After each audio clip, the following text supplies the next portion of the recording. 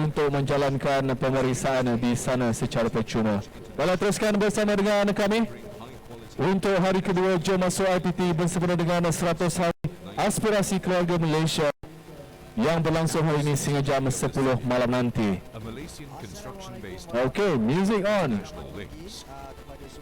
City offers various programs, from the diploma to the doctorate. City U also conducts undergraduate and postgraduate programs in collaboration with leading universities. All programs are recognized by the National Accreditation Board, Malaysia Qualification Agency MQA. City U is widely acknowledged as a centre of excellence in higher education. It is a preferred university that produces high-quality graduates equipped with entrepreneurial knowledge. City U has state-of-the-art infrastructure with more than adequate facilities and equipment.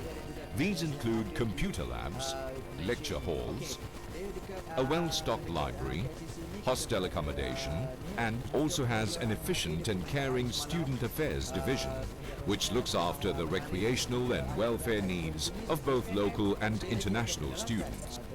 City U is confident in producing competent graduates who can meet the needs of the industrial sector. City U's commitment in generating high-quality human resources toward meeting the needs of the new economy.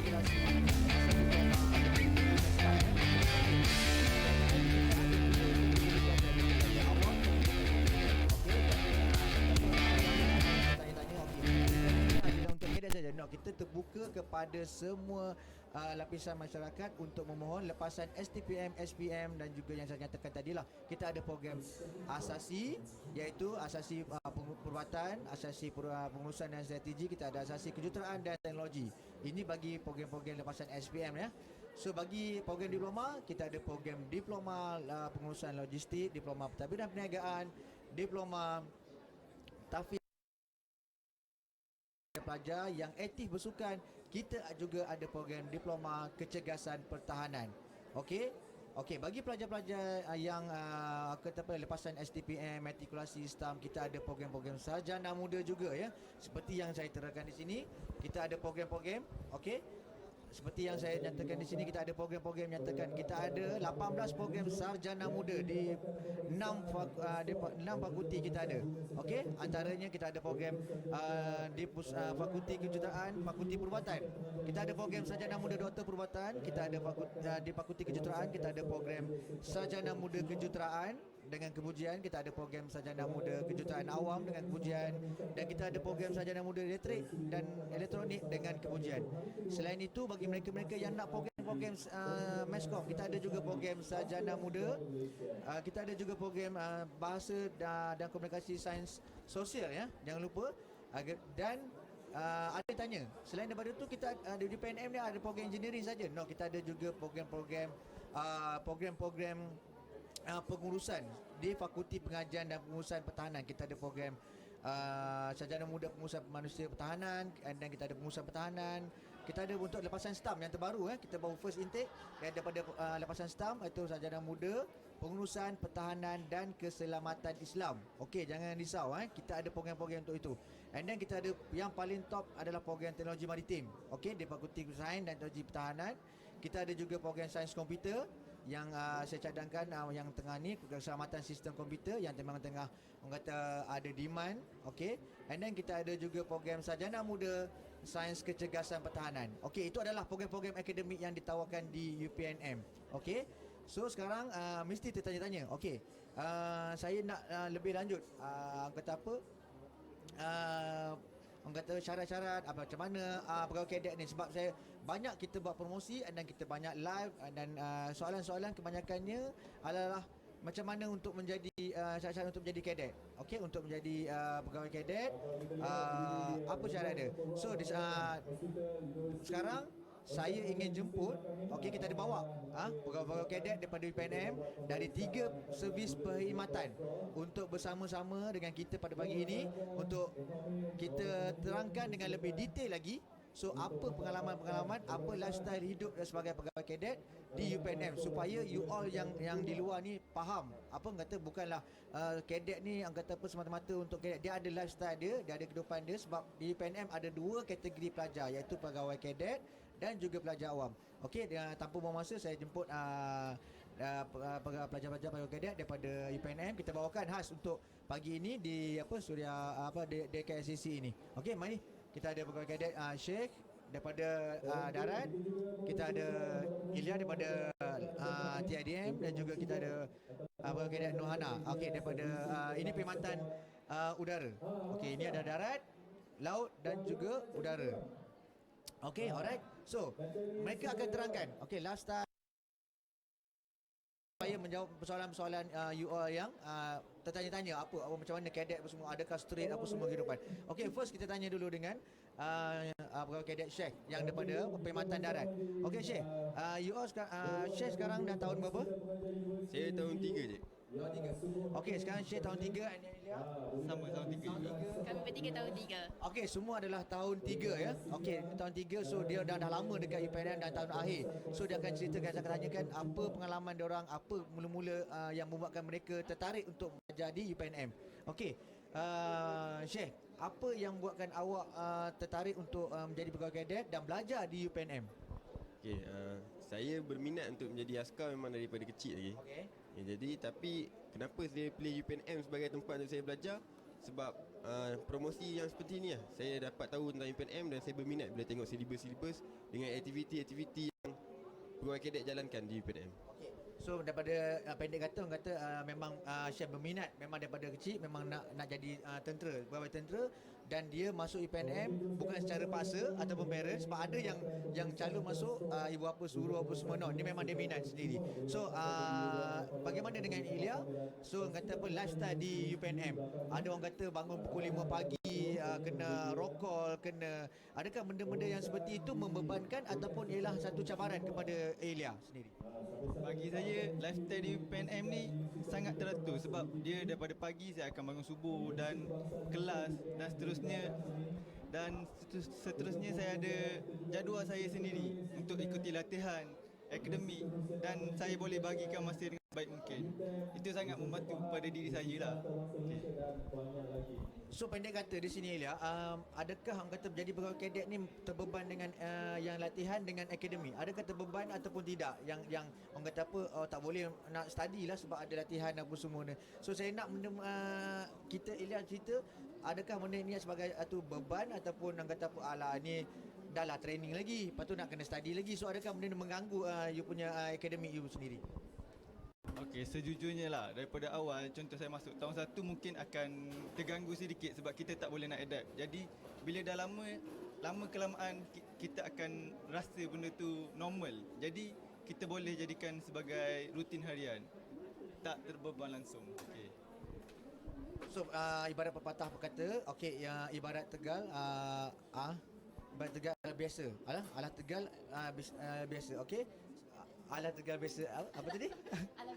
Alah bisa Tegal biasa. Okey, maknanya orang kata apa, kalau tak dipecahkan royo mana nak dapat sagu je, betul. Okey. So orang kata memanglah mula-mula tu nak adapt dengan orang kata surrounding dengan keadaan persekitaran sebagai pegawai kadet.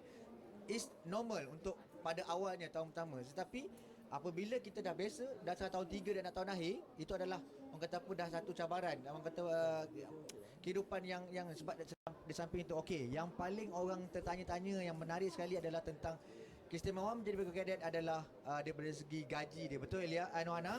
Betul Okey, so saya nak suruh nak minta pegawai kadet Nohana terangkan memang apa tahun 1 apa yang you dapat dari segi benefit dia sampailah you tahun akhir ni. Okey? Terima kasih Cik. Sejujurnya saya daripada tahun 1 saya memang dilatih untuk menjadi pegawai kadet dan pelajar UPNM. Tidak semestinya walaupun kami diberi latihan semua sambil belajar, kami akan dapat mendisiplinkan diri kami dan kami dapat gaji sendiri, dan benda tu menjadi sebagai satu moral kami untuk belajar dekat UPNM. Lagi kelebihan di UPNM juga, dia banyak kelebihan dia. Contohnya macam pelajar awam, dia akan diberi allowance ataupun bukan allowance, dia ada kupon makanan, banyak bantuan. dan semua tu akan di-provide oleh UPNM sendiri. Jadi tak kisah dia pelajar awam, pelajar kadet, student kadet, pegawai kadet, dia semua akan dibantu oleh UPNM sendiri. Dan sejujurnya lecturer di UPNM juga dia akan make sure semua student dia untuk pergi lebih jauh. Dan untuk dalam akademik sendiri, dalam segi akademik dia akan pastikan student-student dia semua akan untuk mendapatkan CGPA yang tinggi. Dia akan make sure semua benda tu teratur. Kami juga telah diajar untuk mendisiplinkan diri sendiri. Itu kelebihan-kelebihan di UPNM lah. So kata apa, pendek kata di UPNM ni dari segi pelajar, dari segi admin pentadbiran dia sendiri, dia tidak akan membiarkan pelajar-pelajar itu sendirian, tak ada. Okey, pendek katanya daripada diri pelajar itu sendiri. Betul tak, kita tak ada membezakan antara pelajar kadet atau pelajar awam. Pelajar awam pun kita bantu, pelajar kadet pun sendiri pun kita bantu. Tak ada masalah. Segala-galanya ada di UPNM sendiri. Contoh pelajar awam, kita ada bantuan-bantuan seperti wakaf, kita ada zakat, and then kita ada bantuan butang makanan dari segi HEPA sendiri. Itu kelebihan yang ada di UPNM yang jarang-jarang ada di UA yang lain ataupun institusi pendidikan yang lain. Okey, itu maknanya pelajar awam sendiri yang orang kata dalam golongan yang tak mampu semua, kita bantu juga. Pihak HEPA bantu, dan kita ada wang zakat seperti yang kata. Tetapi pelajar harus maklumkan kepada pihak-pihak HEPA ataupun zakat apa semua untuk mohon bantuan. Sebab kadet dia lain. Kadet dia ada gaji dan allowance dia sendiri. Okey, tahun pertama contoh basic berapa, 1,500 kan. So campur allowance nombor semua dalam 2,000. So itu adalah daya tarikan kepada pelajar-pelajar lepasan SPM dan STPM untuk memohon di PNS sebagai pegawai kadet. Okey, untuk makluman semua juga, untuk semua yang kadet dan semuanya, kita juga dah start tahun lepas pengambilan daripada lepasan STPM matrikulasi untuk menjadi pegawai kadet. Sebab apa? Sebab kita nak buka peluang, kita nak tambah kuota pegawai kadet untuk sama-sama kita membuka peluang, memberi peluang kepada pelajar-pelajar yang mana berminat daripada lepasan STPM, lepasan matrik. Masa SPM dahulu dia tak dapat, contohnya, so ni, and then dia pergi kepada lepasan, dia pergi STPM ataupun matrikulasi, dia ada peluang sekali lagi untuk memohon pegawai kadet, skim pegawai kadet ini. Okey, so jangan kata apa UPNM hanya buka untuk lepasan SPM saja. No. Okey, so ada, sebab lantikan pegawai kadet adalah bermula dari tahun 1 sarjana muda. Okey, so maknanya ini bukti ini bukti, bukan saya cakap ini adalah pegawai kadet yang dah ada di UPNM dah tahun akhir dah pun. So mereka tidak ada rasa terbeban langsung, malah mereka menganggap ini adalah merupakan satu cabaran, dan inilah pengorbanan yang mereka buat untuk masa depan mereka sendiri. Sebab habis ni terus, betul dah tauliah, habis terus diposting untuk perkhidmatan, betul? Terus kerja kan? Okey.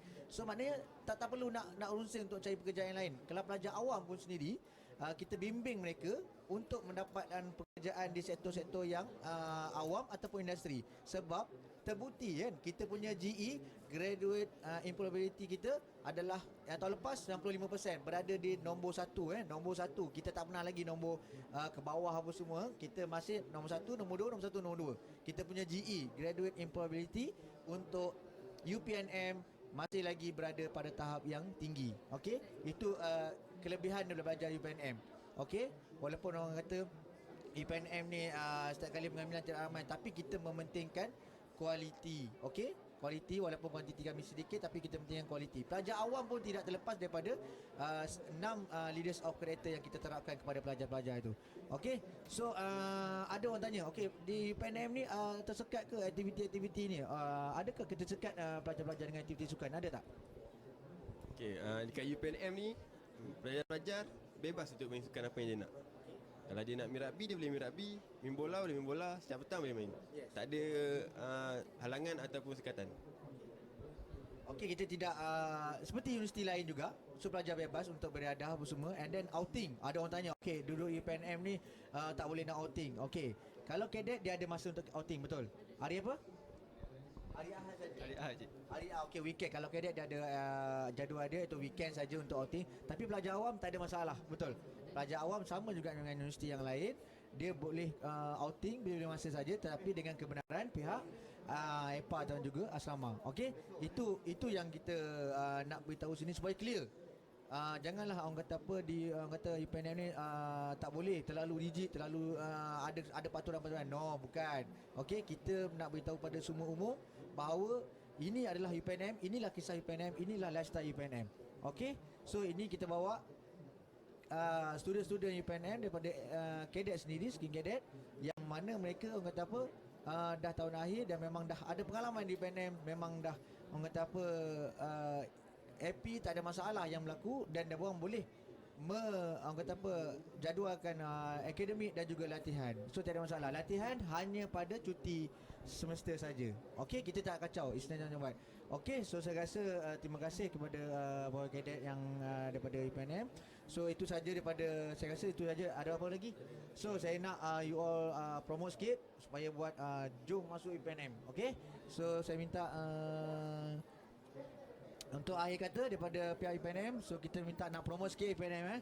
Okey, saya kata UPNM jom masuk. Okey. Ini sedikit untuk apa? Orang kata apa pesanan penaja. Okey, daripada UPNM. UPNM. Jom masuk UPNM.